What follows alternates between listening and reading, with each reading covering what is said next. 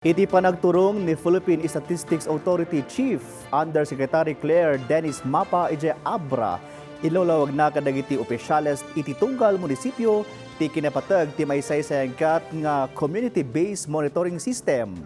Ada detalye ni Jam Malingan ti Philippine Information Agency Cordillera.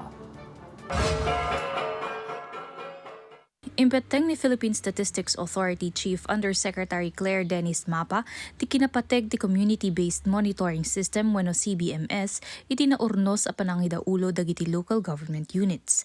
At the local level, this is very important because this has data, complete data on the well-being of families and individuals in the community. This is really a data that is rich for the local government unit and local chief executives who will make intervention to really increase the well-being of families. Iti naisayangkat a turnover ceremony ti 2024 CBMS data para iti munisipyo ti Bangged, binigbigmet ni Mayor Perfecto Cardenas ti importansya ti kumpleto a datos, iti naanayas a panagplano kadagiti programa ken serbisyo ti lokal a gobyerno para kadagiti umili. CBMS is really that important.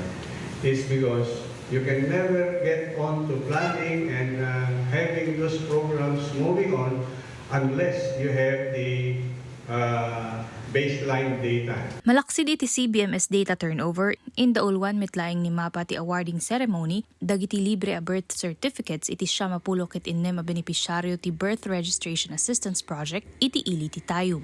Manipod dito'y abra Jam Malingan ti Philippine Information Agency Cordillera para iti pambansang TV iti baro a Pilipinas.